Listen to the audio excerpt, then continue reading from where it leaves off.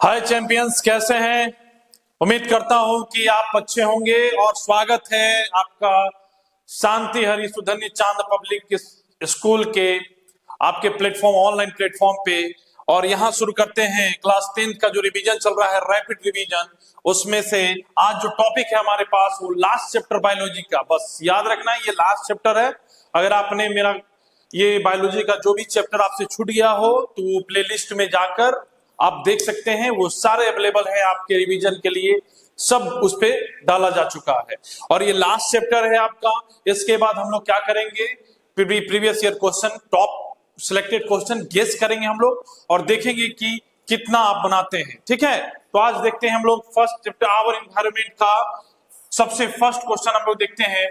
पहला क्वेश्चन है आपके पास, which one of the following is an artificial ecosystem. कौन सा है जो आर्टिफिशियल सिस्टम होता है? आप समझिएगा इसको, क्या आर्टिफिशियल सिस्टम किसको कहते हैं? आर्टिफिशियल सिस्टम किसको कहते हैं? आर्टिफिशियल सिस्टम होता है कि ऐसा सिस्टम जिसको मैन मेड द्वारा बनाया गया हो, जो हमारे द्वारा बनाया गया इकोसिस्टम को क्या मिले, आर्टिफिशियल है, नेचुरल तो है नहीं। जो नेचर ने दिया है वो नेचुरल इकोसिस्टम उसको कहा जा सकता है। तो देखिए इसमें ऑप्शन तो बहुत इजी है, विच one of the following is an artificial ecosystem. आपको ध्यान देना है कि पहला क्या पॉन्ड्स होगा, पॉन्ड होगा, क्या पॉन्ड होगा? नहीं, पॉन्ड तो भाई नेचुरल इकोसिस्टम है। ठीक है, नेचुरल है ये। ठीक है, क्रॉपफील्ड, भाई क्रॉपफील्ड क्या होता है, जिसमें हम अपना क्या वीट राइस तैयार करते हैं, उस फील्ड को कहेंगे क्रॉप। जिसमें क्रॉप तैयार किया जाता हो तो उसको तो हम ही तैयार करते हैं, इसलिए तो क्रॉप फील्ड जो होता है आपका आर्टिफिशियल होता है। और आगे देख लेते हैं, आर्टिफिशियल होता है क्या? लेक नेचुरल होता है एंड फॉरेस्ट भी नेचुरल होता है। तो option B is your correct answer, crop field. ठीक है, क्रॉप फील्ड जो होता है वो हमारे द्वारा तैयार किया जाता है, जिसमें हम अपनी खेती करते हैं। ठीक है, एंड द नेक्स्ट देखेंगे हम लोग क्वेश्चन नंबर 2 क्या कह रहा है कि in a food chain the third trophic level is always occupied by, किसके द्वारा? तो थोड़ा सा इसको हम लोग देखेंगे क्या होता है कि थर्ड ट्रॉपिकल लेवल बोला है। तो थर्ड ट्रॉपिकल लेवल कैसे होता है? सबसे पहले हमें फूड चेन या फूड वेब को बनाना तरीका, फूड चेन को बनाने का तरीका समझना है। ये होता है सबसे लार्जेस्ट एनर्जी किसमें होगा? तो हमारा सबसे लार्जेस्ट एनर्जी होगा प्रोड्यूसर्स में होगा। ठीक है, उसके बाद जो कम थोड़ी सी एनर्जी होती है वो किसके पास होता है? किसमें? प्रोड्यूसर के बाद क्या होगा हमारा? हर्बीवोर्स होगा। ठीक है, जिसको ये हर्बीवोरस। अब इसके बाद जो होगा वो होगा कार्निवोरस होगा। और उसके बाद जो होगा वो आपका क्या होगा? उसके बाद टॉप कार्निवोरस होगा। ऐसे चलेगा। तो याद रखिएगा कि जो पहला लेवल होता है इसको हम कहते हैं फर्स्ट ट्रॉपिकल लेवल। क्या कहते हैं? फर्स्ट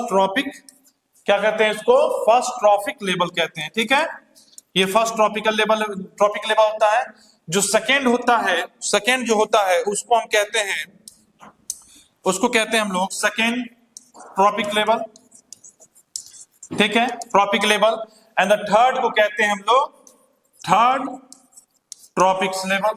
ठीक है, ऐसे कंटिन्यू जहां तक जाए, मिनिमम 4 या 5 तक चलता है। तो सेकेंड ट्रॉपिकल लेवल, थर्ड में पूछ क्या रहा हमारा कि इन the food chain the third trophic level कौन सा है इसमें जो ऑलवेज ऑक्युपाइड करता है? तो प्रोड्यूसर हमारा कौन होता है? जो ग्रीन प्लांट्स जिसको कहते हैं, ग्रीन प्लांट्स हमारा जो होता है वो क्या होता है? प्रोड्यूसर फर्स्ट ट्रॉपिकल लेवल हो गया। तो हमारा सबसे पहले याद रखिएगा प्रोड्यूसर जो होगा हमारा फर्स्ट ट्रॉपिकल लेवल हो गया, फर्स्ट। इसके बाद हमने क्या बोला? हर्बीवोरस। तो हर्बीवोरस क्या होता है हमारा? सेकेंड ट्रॉपिकल लेवल होता है। एंड कार्निवोरस जो होता है इसको कहते हैं हम लोग थर्ड ट्रॉपिक लेवल। तो कौन सा आंसर होगा आपका? उसका आंसर होगा A option is correct option. अब देखेंगे क्वेश्चन नंबर क्या है हमारा 3। क्वेश्चन नंबर 3 है an ecosystem include all living organism. क्या इकोसिस्टम में सारे लिविंग ऑर्गेनिज्म होते हैं? ऐसा तो हम कहीं पढ़े नहीं है। नॉन लिविंग भी होते हैं उसमें, जिसको कहते हैं हम लोग क्या? Biotic and non biotic. Biotic plus abiotic जब मिल जाए तो क्या बनाएगा? इकोसिस्टम। इकोसिस्टम। और बायोटिक क्या होता है? लिविंग ऑर्गेनिज्म, लिविंग थिंग्स को कहेंगे। एंड ए बायोटिक क्या होगा? Non living. ठीक है, नॉन लिविंग को कहेंगे। तो ये दो चीज जब मिलेगा, लिविंग एंड नॉन लिविंग, तब हमारा इकोसिस्टम जाके तैयार होता है। तो यहां देखिए, क्या ऑल लिविंग ऑर्गेनिज्म हमारे इकोसिस्टम में? नहीं। यहां बात क्यों है कि दोनों होना चाहिए। नॉन लिविंग ये भी नहीं होगा। ठीक है, उसके बाद हमारा क्या होगा कि उसके बाद हमारा क्या, bio both living organism non. ये ऑप्शन इज, ये जो है C option is correct option. दोनों होना चाहिए हमारे इकोसिस्टम में, दोनों चीज होना चाहिए। नॉन लिविंग में क्या होता है? एयर होता है, वाटर होता है, उसके क्या हम लोग पे डिपेंड है, हम लोग उस पे डिपेंड है, वो भी हम पे डिपेंड है। ठीक है, तो जब दोनों ए बायोटिक और बायोटिक कैरेक्टर दोनों ही अपने पर इंटरडिपेंडेंट होते हैं, तब ये फॉर्मेशन करते हैं इकोसिस्टम का। तो ऑप्शन सी जो होगा आपका करेक्ट ऑप्शन होगा। अब देखेंगे हम लोग कि question number 4, in the given food chain suppose the amount of energy at fourth tropical level is 5 kilo joule. ये ध्यान दीजिएगा, बहुत इंपॉर्टेंट है ये। क्या बोल रहा है? 5 किलो जूल है। कौन सा लेवल में? फोर्थ ट्रॉपिकल लेवल में। तो what will be the energy available at the producer level? तो देखिए, शुरुआत हो रहा है हमारा कहां से? ग्रास से। ग्रास हमारा क्या होगा? फर्स्ट ट्रॉपिकल लेवल होगा। ग्रास ऊपर कौन सा होगा? सेकेंड ट्रॉपिकल लेवल होगा, ट्रॉपिक लेवल होगा। ये थर्ड होगा, ये फोर्थ होगा, और ये हमारा फिफ्थ होगा। तो ये सब मिलाएगा तो फिफ्थ होगा। तो इसको हम थोड़ा बना के आपको दिखाते हैं कि तरीका क्या होता है। बोल रहा है कि fourth tropical level 5 kilo joule है हमारा। ठीक है, देख लेते हैं हम। आइए हम देखते हैं कैसे होगा ये। हमारा है पहला लेवल है, पहला लेवल क्या चीज है हमारा, उसके बाद है सेकेंड लेवल है हमारा, उसके बाद थर्ड लेवल है, उसके बाद हमारा फोर्थ लेवल है, उसके बाद हमारा 5 लेवल है। ठीक है, ये यहां तक हो गया हमारा। अब यहां पे देखिए कि ये जो हमारा सबसे पहले तक क्या बोला है, वो सबसे पहले क्या बोला है एक बार देख लेते हैं क्वेश्चन में। ग्रास सबसे पहले हमारा है जो ग्रास में है। तो इसमें एक मिनट, ये है जो, ये 2 हुआ हमारा, ये 3 हुआ हमारा, ये 4 हुआ हमारा, ये 5 हुआ। ठीक है, यहां तक कोई दिक्कत नहीं होना चाहिए। तो सबसे पहला हमारा ऑप्शन है ग्रास। फिर ग्रास से क्या है? ग्रास ऊपर है मेरे, ग्रास ऊपर है ना, ग्रास ऊपर है हमारा। देख लेते हैं क्योंकि फिर बैक बार बार करना पड़ेगा तो इसलिए दिक्कत होगा। तो हमारा है ग्रास ऊपर, ग्रास ऊपर है। उसके बाद है फ्रॉग है हमारा, फ्रॉग के बाद है स्नेक है हमारा, स्नेक के बाद है हॉग। ठीक है, अब समझना इसमें, ये क्वेश्चन कह रहा है कि जो फोर्थ लेवल है हमारा, ये फर्स्ट लेवल हुआ। समझना इसको कैसे बनाना है, एग्जाम में मिस मत करना इसको। ये फर्स्ट हमारा ट्रॉपिकल लेवल होगा, ये सेकेंड हुआ, ये थर्ड हुआ, ये हमारा फोर्थ हुआ, और ये हमारा फिफ्थ हुआ। तो कह रहा है इसके हिसाब से जो फोर्थ लेवल है हमारा, जो ये फोर्थ लेवल है, ये जो हमारा फोर्थ लेवल है, 1 2 3 4, फोर्थ लेवल जो है ये हमारा कितना किलो जूल है? 5 किलो जूल है। तो आपको क्वेश्चन के अनुसार बताना है कि प्रोड्यूसर लेवल पर कितना था। तो हमने पढ़ा है ना कि 10% एनर्जी जो होता है वो रूल होता है, 10% एनर्जी जो होता है ट्रांसफर होता है। तो याद रखना, दोनों तरीका हम बता देंगे कि अगर आपको ये दिया हो और ये समझ में नहीं आओ तो याद रखना, ऊपर से जब नीचे आइएगा तो उसमें 10 को इंटू कीजिएगा। जैसे अगर 5 किलो जूल को हम क्या करेंगे, 5 किलो जूल को हम 10 से इंटू करेंगे तो हमारा कितना होगा? 50 किलो जूल हो गया। ठीक है, तो 5 किलो जूल जो सेकेंड लेवल पर आएंगे 10 से इंटू करेंगे तो ये हमारा हो गया सेकेंड लेवल पर 50 किलो जूल। अब हमको देखना है इस पे सेकेंड लेवल पर, तो इसको क्या करेंगे, 50 किलो जूल है हमारा जो, उसको फिर 10 से इंटू करेंगे तो कितना होगा? 500 हमारा हो जाएगा किलो जूल। यहां तक कोई दिक्कत नहीं हुआ। और 500 किलो जूल को जब इंटू करेंगे हम फिर 10 से, क्योंकि 10% लॉ है, नीचे से ऊपर जाता है, तो 10% करेंगे तो ये हमारा होगा 5000 किलो जूल आंसर। ठीक है, समझ गए? तो 5 किलो जूल आपका जो होगा ये आंसर होगा। तो आंसर के हिसाब से क्या होगा कि जब ये हमारा फोर्थ लेवल दिया था 5 किलो जूल, तो पूछ रहा है कि प्रोड्यूसर लेवल कितना होगा, तो प्रोड्यूसर हमारा होगा 5000 kilo joule is your correct answer. चलिए अगर मानिए कि ये नहीं देता, ठीक है, अगर ये नहीं देता, अब ये बोलता, आपको क्या बोलता, ये बोलता कि प्रोड्यूसर लेवल पर 5000 दिया हुआ है। अब समझना आपको कि ये तो क्वेश्चन थोड़ा घुमा दिया है, बहुत अच्छा क्वेश्चन दिया है। आपने हमेशा बनाया होगा कि प्रोड्यूसर लेवल पे दिया हुआ है, आपको बोलेगा थर्ड लेवल बताइए, तो वो तो आसान है, 10% आप उसमें करते जाइएगा। पर ये जो दिया था ये बहुत अच्छा क्वेश्चन था, तो इसको देखिए कैसे हम करेंगे। अगर हमको पता है, यहाँ पे पता है कि हमको 5000 किलो जूल है।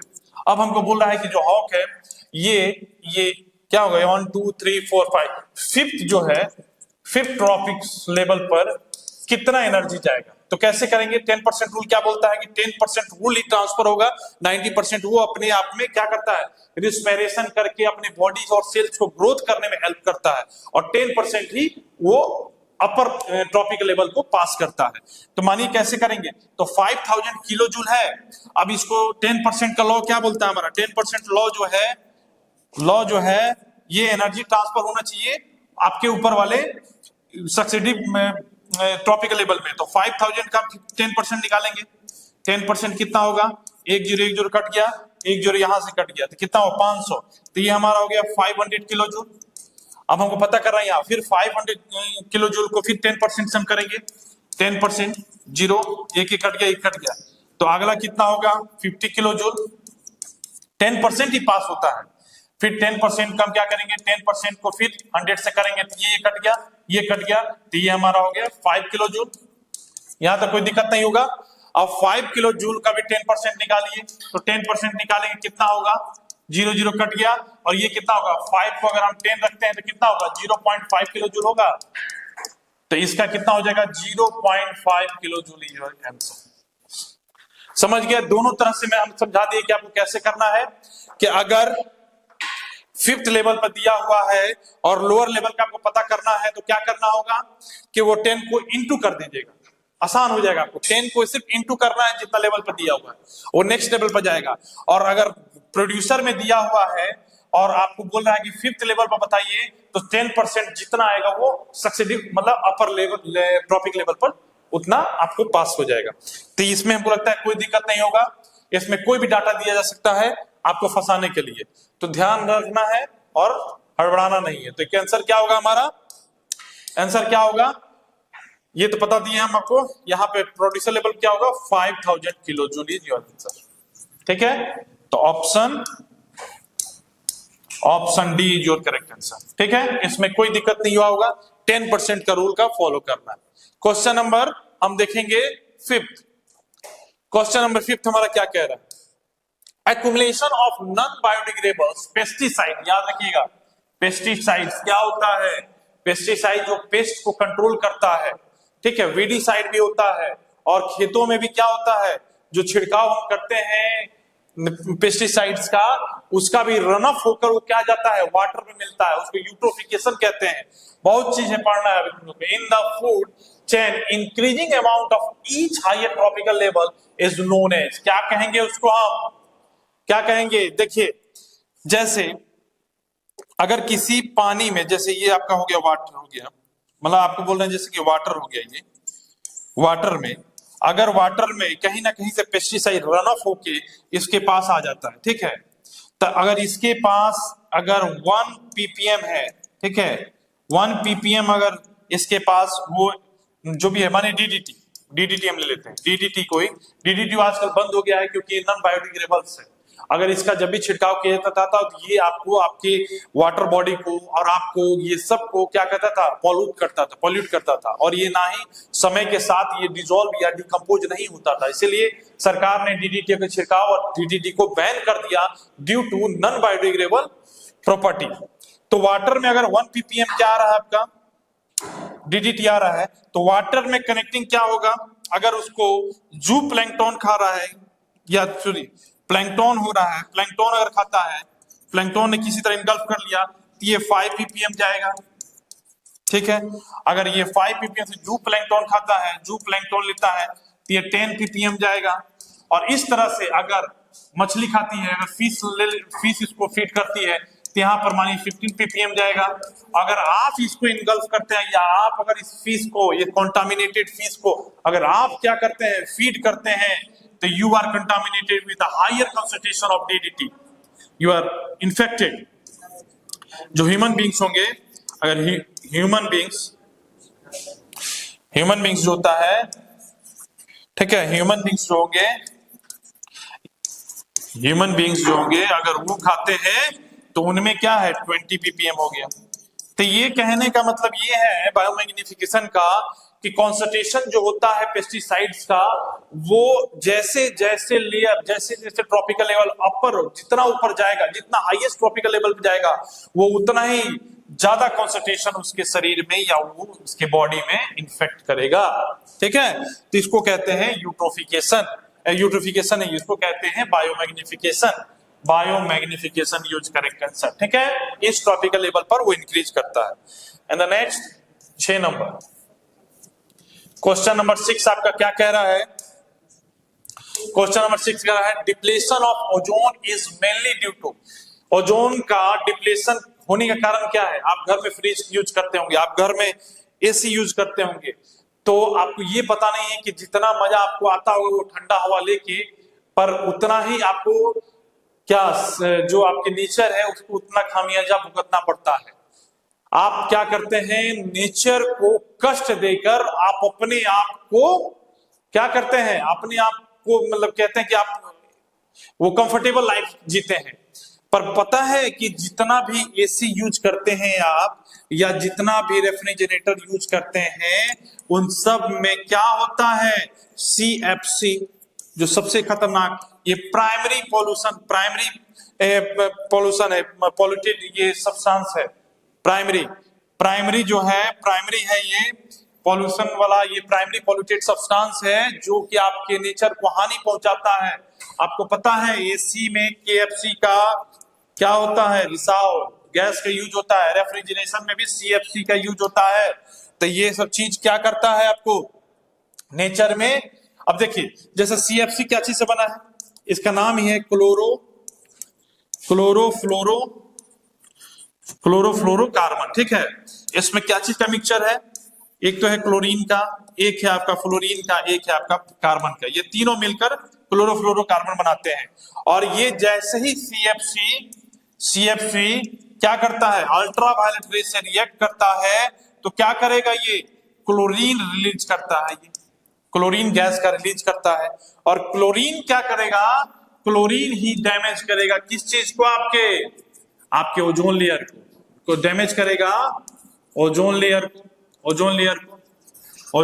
जो कि आपका स्ट्रेटोस्फीयर में होता है, स्ट्रेटोस्फीयर में होता है। ठीक है, ये सब चीज ध्यान रखना है। तो कैसे, देखिए, तो आपको क्या होगा, क्लोरोफ्लोरोकार्बन कंपाउंड ही डिपेंड और मेनली रिस्पॉन्सिबल है आपके ओजोन लेयर को डिप्लेट करने के लिए, थिनिंग करने के लिए। और इसका कारण क्या होता है, स्किन कैंसर, अल्ट्रावायलेट रे का ज्यादा प्रभाव पड़ जाना, क्लोरीन का ज्यादा प्रभाव पड़ना नेचर पे, ग्लोबल वार्मिंग, ये सब का खामियाजा आपको और क्या करना, नेचर को भुगतना पड़ता है आपकी सुख सुविधाओं के लिए। तो ये ऑप्शन इज करेक्ट आंसर। 7 जो होगा आपका, क्वेश्चन नंबर 7 देखिएगा, the organism which synthesize carbohydrate from the inorganic compound using the radiant energy are called, radiant energy क्या होता है, जैसे सोलर एनर्जी को रेडिएंट एनर्जी कहेंगे।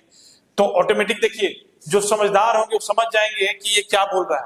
अरे भाई, ये कुछ नहीं है, ये फोटोसिंथेसिस को ही थोड़ा सा अच्छा भाषा में लिख दिया है ये। तो उसको क्या कहेंगे, जो अपना खाना बाय हेल्प ऑफ फोटोसिंथेसिस बनाते हैं, उसको क्या कहते हैं हम लोग, उसको हम लोग कहते हैं प्रोड्यूसर। ये अगर प्रोड्यूसर नहीं रहा तो आप और हम कोई नहीं रहेंगे। और यहां बोल रहा है इनऑर्गेनिक क्या होता है, इनऑर्गेनिक सब्सटेंस कंपाउंड होता है आपको CO2 plus H2O and also many things. तो याद रखना कि जब हम फोटोसिंथेसिस बनाते हैं तो क्या करते हैं, CO2 और H2O को लेकर in the presence of sunlight and chlorophyll क्या बनाते हैं, कार्बोहाइड्रेट बनाते हैं। ठीक है, ये बोल रहे हैं कार्बोहाइड्रेट बनाते हैं, कार्बोहाइड्रेट में क्या होता है, शुगर बनाते हैं। तो ये प्रोसेस सारा क्या होता है, ये किससे हेल्प बनाएंगे, फोटोसिंथेसिस से। फोटोसिंथेसिस, ठीक है, इसमें कोई दिक्कत नहीं हुआ होगा। और प्रोड्यूसर, ये बस ये आंसर आपको जो समझ गए होंगे कि फोटोसिंथेसिस को ही थोड़ा अच्छी भाषा में यूज किया है टर्म, तो तुरंत इसको टिक मार देंगे। 8 नंबर क्वेश्चन हम लोग देखेंगे। 8 नंबर क्वेश्चन बोला, in ecosystem there is 10% of energy available for a transfer from one tropical level to next tropical level. अभी मैंने तीसरे या चौथा क्वेश्चन में बताया था कि 10% का लॉ जो होता है, मानिए जैसे हम इंसान हैं, हमने जितना खाना पीना सब खाया तो उसका 90% जो है, 90% जो होता है, हम अपने सेल्स को डेवलप करने में, हम अपने सेल्स को क्या करने में, अपने सेल्स को हेल्दी रखने में हेल्प करते हैं। पर जैसे ही हमको कोई शेर या हमसे भी कोई बड़ा टॉप कार्निवोरस खा लेता है तो क्या होगा, 10% ही हमारा एनर्जी उसको मिलेगा, ठीक है, 10% एनर्जी उसको हम पास कर सकते हैं। तो देखना, in ecosystem the 10% of energy available for the transfer from one tropical that कि ये फर्स्ट ट्रॉपिकल लेवल से सेकेंड ट्रॉपिकल लेवल में जब ट्रांसफर होगा, जब हीट का ट्रांसफर होगा या एनर्जी का ट्रांसफर होगा, तो ये 10% एनर्जी ही इसको मिलेगा। इसका ये क्या कहते हैं, प्रोड्यूसर का 10% एनर्जी ही मिलेगा हर्बीवोर को, जब हर्बीवोर इसको फीड करेगा। तो ये बात ध्यान रखिएगा।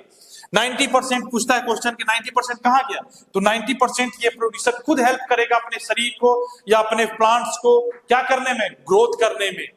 उसको क्या करने में, उसको भी ग्रोथ करना है ना, उसको पौधा से पेड़ बनना है, उसको बीज से पौधा बनना है, ये सब चीज ध्यान रखिएगा। तो इसका ऑप्शन क्या होगा, केमिकल एनर्जी।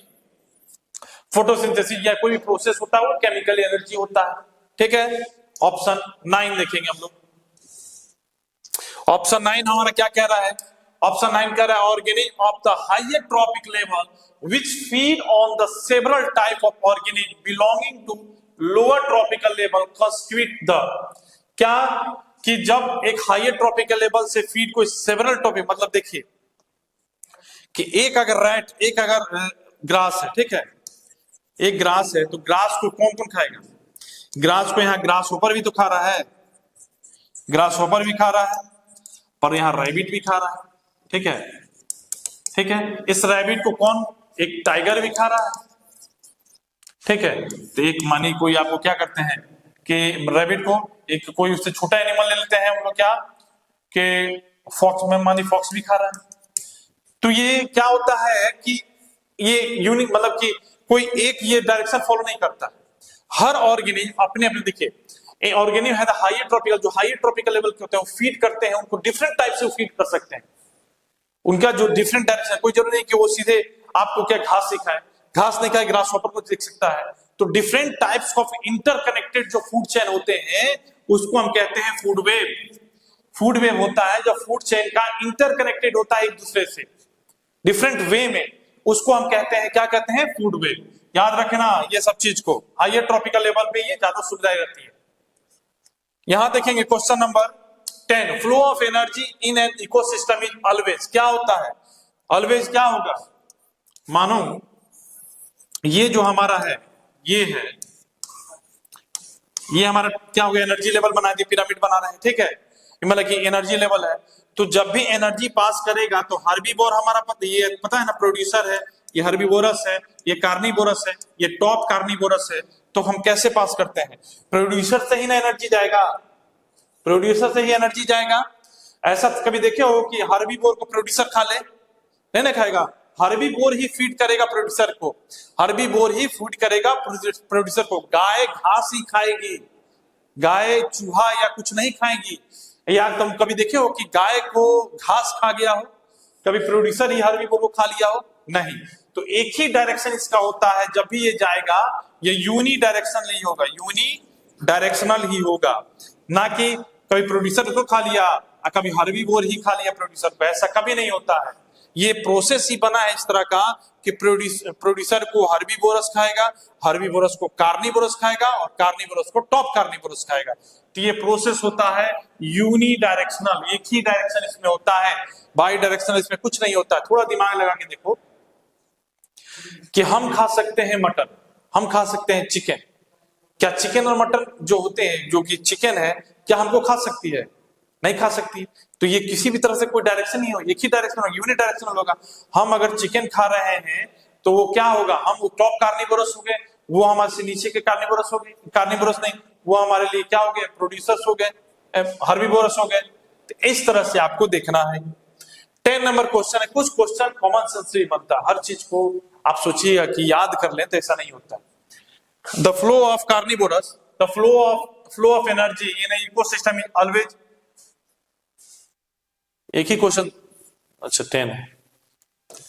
11 नंबर क्वेश्चन देखेंगे हम लोग। 11 नंबर क्वेश्चन क्या कह रहा है, excessive exposure of humans to ultraviolet ray result. हमें मैंने बताया था कि जब भी अल्ट्रावायलेट रे ज्यादा अगर हो और आप उसके एक्सपोज में ज्यादा जा रहे हैं, तो सबसे पहला क्या होगा आपको, अगर कभी दोपहरिया आपको है, जून जुलाई का महीना है और उस समय गर्मी ज्यादा रहता है और हाइयर मतलब कि उस समय अल्ट्रावायलेट रे बहुत ज्यादा रहती है, तो उस समय अगर आप दोपहर में निकलते हैं, अल्ट्रावायलेट रे के संपर्क में आते हैं, तो सबसे पहले डैमेज क्या करेगा आपका, आपको स्किन कैंसर होगा, आपका जो स्किन है जलना शुरू हो जाएगा, स्किन कैंसर होगा। और क्या होगा, डैमेज ऑफ लंग्स होगा, नहीं ये तो हमारा एयर पोल्यूशन से होगा। इनहेल करेंगे तो हमारे जो छोटे पॉल्यूटेड पार्टिकल्स है वो हमारे लंग्स में जाके फंस जाएंगे, ठीक है, तब जाके हमको क्या हो सकता है, लंग्स का डैमेज हो सकता है, ठीक है, जो आजकल बहुत हो रहा है पॉल्यूशन के चलते। क्योंकि AIQ का नाम सुने होंगे, दिल्ली में भी रिसेंटली बहुत न्यूज चल रहा है कि वहाँ की AQI जो है या AIQ है बहुत हाई है, तो हाई होने से क्या होता है, वहां का लंग्स वहां लोग डैमेज हो रहा है उनका। तो स्किन कैंसर याद रखिएगा 3। एंड पेप्टिक अल्सर, नहीं पेप्टिक अल्सर भी आपका क्या होता है, ये पॉल्यूटेड सब्सटेंस या पॉल्यूटेड वाटर या किसी भी प्रकार का खाने से होगा, ठीक है, ये खान पान का चीज है, ना कि आपका अल्ट्रावायलेट का है। तो ऑप्शन स्किन कैंसर, क्यों, हमारा जो स्किन है वो संपर्क में आता है, बाहरी संपर्क में आएगा और सन क्या करेगा, अल्ट्रावायलेट ज्यादा रहेगा तो वहां पर रिएक्ट करके हमको स्किन कैंसर हो सकता है। तो 3 आपका ऑप्शन तो हमारा दिखाई दे रहा है। और कोई एक ऑप्शन खोलो, damage to B immune system, immune system को भी हमारा डैमेज करेगा अगर स्किन कैंसर, इस कैंसर होने का कारण ही है कि हमारा इम्यून सिस्टम डैमेज हो रहा है। तो 1 and 3 is your correct answer, कहां दिया हुआ है, 1 and 3 is your correct answer, ठीक है। क्वेश्चन नंबर 12, क्वेश्चन नंबर 12 हम लोग देखेंगे क्या, कि in the flowing groups of material which group contain only non biodegradable items. Non biodegradable और बायोडिग्रेडेबल पहले समझेंगे क्या होता है। देखो बायोडिग्रेडेबल्स क्या होते हैं, कि बायोडिग्रेडेबल्स जो होते हैं ये क्या करते हैं, बायोडिग्रेडेबल्स जो होते हैं ये क्या करेंगे, कि बायोडिग्रेडेबल्स क्या होता है कि एक समय के बाद वो डिकम्पोज हो जाते हैं without any types of pollution create किए बिना, ठीक है। जैसे अगर मैं ये पेपर लिया हूं, ये पेपर मेरे सामने है, इस पेपर को मैं छोड़ दूं बाहर कहीं भी, तो प्रोसेस अगर किसी प्रकार से इसको प्रोसेस डिकम्पोजर क्या करेंगे, इसको डिकम्पोज कर देंगे और ये डिकम्पोजर क्या होगा, एक समय के बाद फर्टिलाइज के रूप में यूज कर सकते हैं, या ह्यूमस का नाम सुनेंगे उस तरह के यूज कर सकते हैं हम। पर क्या प्लास्टिक को जैसे ही आप छोड़ते हैं तो साल दर साल बीत जाता है, पर उसको डिकम्पोज नहीं कर पाते हैं। उसी तरह से हमारे अर्थ पे बहुत सारे ऐसे सब्सटेंस हैं, बहुत सारे आइटम्स हैं जो कि नॉन बायोडिग्रेडेबल सब्सटेंस हैं, उसको हम रिसाइकिल जरूर कर सकते हैं पर उसको डिकम्पोज या नहीं कर सकते हैं, ठीक है। तो आइए देखते हैं क्या क्या है, अगर डिकम्पोज करने की कोशिश करेंगे तो पॉल्यूशन ज्यादा होगा। तो आइए पहले देखते हैं क्या क्या है। बोला है सबसे पहले टिक मारना है, क्वेश्चन मिलते हैं, देखना है कि क्वेश्चन पूछा क्या, नॉन बायोडिग्रेडेबल। नॉन बायोडिग्रेडेबल के जो चीज डिकम्पोज नहीं हो सकता है, तो वुड डिकम्पोज हो जाएगा, आराम से इजिली हो जाएगा। कहीं आप लकड़ी रख दिए हैं, आप देखिए कुछ महीनों के बाद उसको कीड़ा उड़ा खा के खत्म करके मिट्टी में उसको मिला देगा, ठीक है, ऑर्गेनिक को इनऑर्गेनिक में बदल देगा, ठीक है। पेपर अभी मैंने बताया, पेपर भी डिकम्पोज हो जाएगा, लेदर ऑल्सो डिकम्पोज हो जाएगा, लेदर भी, ठीक है, संपर्क में आती है। तो पहला ऑप्शन था हमारा खत्म। पॉलिथीन, डिटर्जेंट और PVC, वेरी गुड। पॉलिथीन जानते हैं ना, हमेशा सरकार पॉलिथीन पे बैन लगाती है, क्यों, क्योंकि वो पॉल्यूटेड है, वो हमारे एनवायरनमेंट को, इकोसिस्टम को पॉल्यूट कर रही है। आपने बहुत बार देखे होंगे बहुत सारे जानवर क्या करते हैं, स्पेशली गाय जो होते हैं, कि इंगल्फ कर लेती है और उनके अंदर में जाके वो क्या बीमारी पैदा करने लगता है। और कभी भी याद रखना, पॉल्यूशन प्लास्टिक का सबसे ज्यादा इस पूरे वर्ल्ड में बढ़ते ही जा रहा है, जो कि हमारे जो साइकिल है, वाटर साइकिल या जो एनवायरनमेंट का साइकिल है, वो डिस्टर्ब हो रहा है, जिसके कारण जब बारिश होना चाहिए तब बारिश नहीं हो रहा है, जब बारिश नहीं होना चाहिए उसमें बारिश हो रहा है, ठीक है। तो याद रखना कि पॉलीथीन और डिटर्जेंट और पीवीसी, ये तीनों चीज आपका क्या है, नॉन बायोडिग्रेडेबल्स हैं। ये हो गया, सेकेंड आपका हो गया। अब देखते हैं तीसरा, प्लास्टिक तो दिया है, डिटर्जेंट तो दिया है, पर ग्रास तो एकदम बायोडिग्रेडेबल्स है, तो ये ऑप्शन भी गलत हो गया। प्लास्टिक बेकेलाइट डीडीटी, डीडीटी का छिड़काव क्यों बंद किया गया? क्योंकि हमारे जो एटमॉस्फेयर है उसको ये क्या कर रहा था, ये क्या हानि पहुंचा रहा था, डीडीटी। जिसका डीडीटी का फुल फॉर्म होता है, आपको डीडीटी का फुल फॉर्म होता है डाइफिनाइल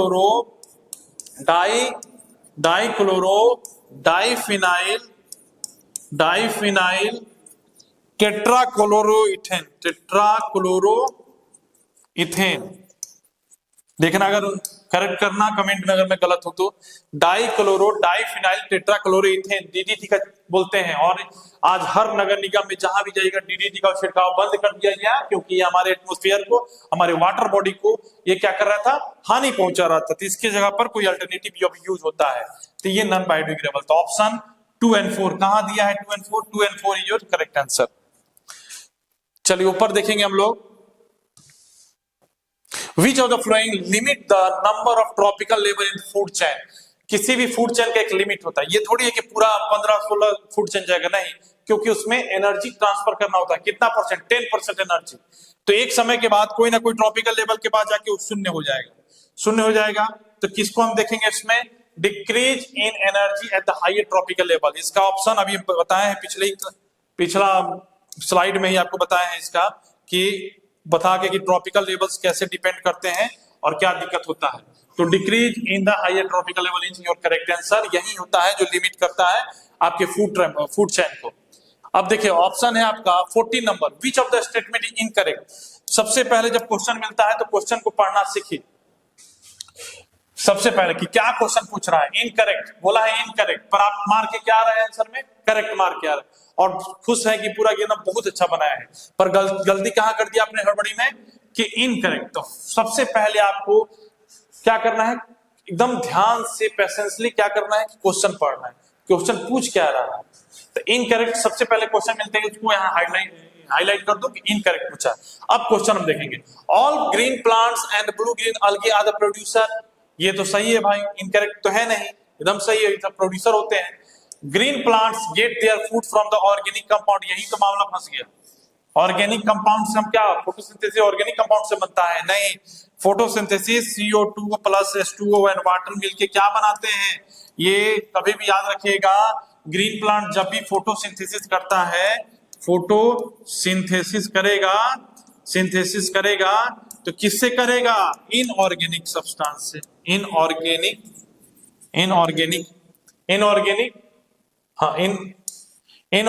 कंपाउंड से करेगा। ठीक है, तो ये ध्यान रखना है, यही सब चीजें तो फंसाएगा आपको। ठीक है, बहुत मैं ये दावा कर सकता हूं कि इसमें 90% बच्चा इसको गलत मार के आएगा, क्योंकि उनको आज तक ये नहीं पता है कि इनऑर्गेनिक और ऑर्गेनिक होता क्या है। जो डिकम्पोजर होते हैं वो ऑर्गेनिक सब्सटेंस या ऑर्गेनिक कंपाउंड को क्या करते हैं? इनऑर्गेनिक में चेंज करते हैं। और जब इनऑर्गेनिक बन गया तो ये क्या करेगा? प्लांट्स उसको अपने सॉइल में यूज कर लेगा एज ए फर्टिलाइजर। ठीक है, ये सब ध्यान रखना। तो option B is your correct answer. देखें question number 15, which group of the organism are not constituent of the food chain. कौन सा इसमें से ग्रुप है जो कि फूड चेन में कंस्टिट्यूट ही नहीं करता है? याद रखिएगा, ये ध्यान देना। ये क्वेश्चन आपको मैं होमवर्क इसलिए दूंगा क्योंकि ये आपका दिमाग हिला के रख देगा। ये क्वेश्चन आपको नेक्स्ट वीडियो में इसका आंसर जरूर बताऊंगा, ये दिमाग हिला के रख देगा। अगर आप इसको थोड़ा भी, जितना भी मैं स्लाइड समझाया हूं 14 में, अगर 14 पूरे स्लाइड अगर आप देख लिए होंगे तो ये तुरंत आपसे बन जाएगा ये क्वेश्चन।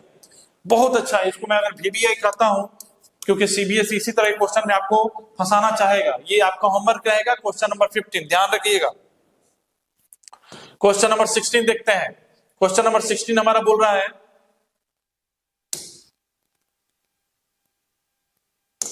क्वेश्चन नंबर 16 कि the percentage of solar radiation. बहुत अच्छा, ये क्वेश्चन हमेशा आपसे याद रखिएगा, हमेशा पूछता है और आपको फंसाएगा। क्यों? क्योंकि आपको अभी तक पता था कि 10% एनर्जी ही ट्रांसफर होता है ट्रॉपिक लेवल में, पर यहां क्वेश्चन दे दिया है कि what percentage of solar radiation absorb by the all the green plant for a process of photosynthesis. बहुत बच्चे इस चैप्टर में सिर्फ 10% का जानते हैं, तो मैं ये दावा कर सकता हूं कि बहुत बच्चे 10 ऑप्शन ही मार के आएंगे, पर गलत है। आपको याद होना चाहिए कि जितने भी ग्रीन प्लांट्स हैं, जितने भी ग्रीन प्लांट्स हैं, जितने भी ग्रीन प्लांट्स हैं आपके, जितने भी ग्रीन प्लांट्स हैं, जितने भी ग्रीन प्लांट्स हैं, वो क्या करते हैं, जितने भी ग्रीन प्लांट्स है, याद रखिएगा कि जितने भी दुनिया में जितना आप ग्रीन प्लांट देखें, पालक देख लीजिए, जितने भी प्लांट, नीम का देख लीजिए, बनियान ट्री देख लीजिए, जितने परसेंट है, बस याद रखना 1% एनर्जी ही किसका यूज करता है, सनलाइट का। अगर 2% भी यूज कर ले तो प्लांट जल जाएगा। 1% ही एनर्जी यूज करता है, जितना भी सोलर, जितना धूप निकलता है ना, उसका सिर्फ 1% एनर्जी ही यूज करता है अपने खाना बनाने में, फोटोसिंथेसिस में। ये इसको याद रखिएगा, और इसको भी जितना भी लगा दीजिए उतना कम है। ये 1% एनर्जी वनली यूज करता है कोई भी ग्रीन प्लांट अपना खाना बनाने के लिए, ठीक है, तो ये ध्यान दीजिएगा। 17 नंबर क्वेश्चन देखेंगे आप कि in the given figure 15.1, figure इसमें मिस है, मगर फिगर हम मेरे पास यहां पर है, उसको बनाएंगे आपको। या ध्यान दीजिए, फिगर हमको याद भी है कि in the various tropical level shown in the pyramid eight which tropical level is maximum energy available. अभी ये बताए थे हम लोग कि जब भी नीचे से ऊपर की तरफ जाते हैं तो एनर्जी लेवल डिक्रीज करता है, हमारा कम होते रहता है। जैसे फिगर है आपका, ये फिगर बनाया है कि आपका T1 ये हुआ, T2 आपका ये हुआ, T3 ये हुआ, और T4 ये हुआ। तो T1 हमारा ये हो गया, T2 हमारा ये होगा, T3 हमारा ये होगा, T4 ये होगा। ये कह रहा है कि फिगर के अनुसार मैक्सिमम कौन सा ट्रॉपिक लेवल पर मैक्सिमम एनर्जी अवेलेबल होगा। तो देखने ही से हमारा पता चल रहा है कि प्रोड्यूसर अगर घास, अगर कहते हैं कि पूरे वर्ल्ड मतलब अर्थ से अगर प्रोड्यूसर हटा दे, जैसे कि पूरे जितने भी ग्रीनरी सब्सटेंस है, जितने भी ग्रीनरी प्लांट है, अगर जितने प्लांट से उसको हटा देते हैं तो क्या हम सरवाइव कर पाएंगे? कोई जीव जंतु कोई सरवाइव नहीं कर पाएगा, क्योंकि ये इनडायरेक्टली और डायरेक्टली हम डिपेंड है उसपे। अगर ग्रीन प्लांट हट जाता है तो हमको ऑक्सीजन कौन देगा? कौन देगा ऑक्सीजन? नहीं मिलेगा, क्योंकि ऑक्सीजन, और हम क्या छोड़ते हैं, हम अपने एक्सहेल करते हैं CO2, तो हमारा एक्सहेल किया हुआ CO2 कौन ले लेता है? प्लांट्स, और प्लांट्स उसको बदल के क्या देता है हमको? ऑक्सीजन। तो ये दोनों इंटरडिपेंडेंट है। उसके बाद अगर हर्बीवोर नहीं खाए, अगर हर्बीवोरस नहीं हो, जैसे गाय अगर नहीं हो, अगर आपको बकरी नहीं हो, अगर आपके पास रैबिट नहीं हो, अगर ये हर्बीवोरस नहीं हो, तो हर्बीवोर डिपेंड किस पे है? उनको चाहिए ना घास। अगर वो घास ही नहीं खा रहे हैं तो बात खत्म। यहाँ पर आपका क्या नाम है, गोट ही खत्म हो गया, या जो मटन खाते हैं वही खत्म हो गया। जब गोट खत्म हो गया तो आप क्या खाइएगा? ना आपको मिला साग, ना मिला आपको मटन, दोनों खत्म हो गया, तो आप निकलिए यहां से, आपका भी टाइम खत्म, क्योंकि आपको तो ये खाने का तो बात का बात है, पहले आपको ऑक्सीजन ही नहीं मिलेगा। तो इसलिए ध्यान रखना है कि सबसे ज्यादा भगवान ने बहुत अच्छा नेचर बनाया है कि सबसे ज्यादा हम लोग को क्या दिया है? प्लांट्स दिए हैं। तो एनर्जी सबसे ज्यादा प्लांट्स में कहाँ है? T1 में एनर्जी ज्यादा होता है। ये जब ट्रांसफर करेगा सेकेंड में तो ये 10% ऑफ इसका कम करके इसको देगा। ये फिर 10 यहां से क्या होता है? डिक्रीज होता है, ये डिक्रीज होता है, याद रखिएगा, नीचे से ऊपर की तरफ डिक्रीज होता है। अगर पूछता है कोई कि T4 में और कंपेयर टू T1 में कौन सा एनर्जी लेवल ज्यादा होगा, तो T1 का। तो ऐसे सजा सकते हैं हम लोग कि T1 का ग्रेटर होगा T2 से, T2 का ग्रेटर होगा T3 से, T4 का ग्रेटर होगा T4। ठीक है, हम लोग बिलोंग करते हैं T4 में। तो याद रखिएगा कौन सा होगा, कौन सा मैक्सिमम एनर्जी लेवल किस में है? आपका T1 में। T1 is your correct answer. क्यों? क्योंकि ये आपका प्रोड्यूसर है। प्रोड्यूसर बंद कर दे, नाम से ही पता चलता है, प्रोड्यूसर बंद कर दे खाना पीना देना, तो आप कैसे सरवाइव कीजिएगा? यही हाल होता है फिल्म में। अगर प्रोड्यूसर पैसा ही नहीं लगाए किसी फिल्म में तो फिल्म आप और हम देख पाएंगे? नहीं देख पाएंगे। प्रोड्यूसर बहुत सारी चीज में, अगर आपका एग्जांपल हम दे सकते हैं। 18 नंबर क्वेश्चन देखिए क्या कह रहा है। What will be happen if deer is missing in the food chain given below? आप देखिए कितना शानदार, कितना अच्छा क्वेश्चन कि ग्रास और डियर और टाइगर में तीन चीज में अगर आप हिरन को बीच में से निकाल देते हैं तो अब देखिए कहानी कैसे बदलता है। ना ही आपका जो टाइगर है वो ग्रास खा सकता है। कभी कोई देखे हो शेर को या किसी भी शेर को देखे हो कि घास खाते हुए? नहीं खा सकता है। और डियर डिपेंड किस पे रहता है, ग्रास पे रहता है। तो अब आपको सोचना है, कॉन्सेप्चुअल क्वेश्चन, थोड़ा सा दिमाग लगाना है, थिंकिंग टाइप का क्वेश्चन है कि क्या हो सकता है अगर डियर मिस हो जा रहा है तो। The population of tiger increase, कहां से इंक्रीज करेगा, उनको तो डियर मिल ही नहीं रहा है, उनको हिरन ही नहीं मिल रहा है खाने के लिए, और मिले भी क्यों, क्योंकि ग्रास मिल ही नहीं रहा खाने के लिए, तो फिर तो डियर ही मिसिंग है, तो इंक्रीज करेगा कि डिक्रीज करेगा। एक समय के बाद जब उनको खाना ही नहीं मिलेगा तो टाइगर का जो जनसंख्या है वो कम हो जाएगा, और जो ग्रास है, ग्रास पूरे दुनिया में, पूरे अर्थ पे ग्रास ही ग्रास होगा। क्यों? क्योंकि उसको खाने वाला डियर ही नहीं है, हिरन ही नहीं है।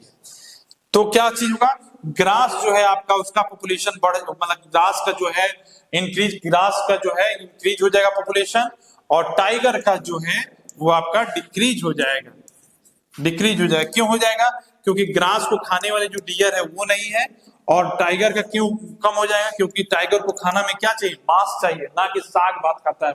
ठीक है, तो इस तरह से आपका ऑप्शन होगा the population of tiger decrease and population of grass increase. Option D is your correct answer. इस जगह पर कुछ भी दे सकता है, तो तैयार रहिए कि क्या क्वेश्चन देगा, उसके लिए तैयार रहिए, कब क्या दे देगा क्वेश्चन, उसके लिए तैयार रहिए आप। क्वेश्चन नंबर देखिएगा 19 number, the decomposer in an ecosystem.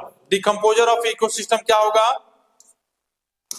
The decomposer of ecosystem क्या करता है? अभी बताया था हमने कि डिकम्पोजर का काम है कि किसी भी चीज को, अगर पत्ता गिर जाता है, कोई लकड़ी गिरा हुआ है, उसको डिकम्पोज करना, या किसी भी ऑर्गेनिक कंपाउंड को या सब्सटेंस को किसमें बदलना, इनऑर्गेनिक में। और इनऑर्गेनिक में बदलने के बाद क्या होगा, ये इजी हो जाएगा किसी भी प्लांट्स को यूज करने के लिए, प्लांट इसको यूज कर लेगा एज ए सॉइल। ठीक है, तो ऑप्शन क्या है, convert inorganic material to simple form, नहीं, convert organic material to inorganic. Option B is your correct answer, आगे दिया हुआ।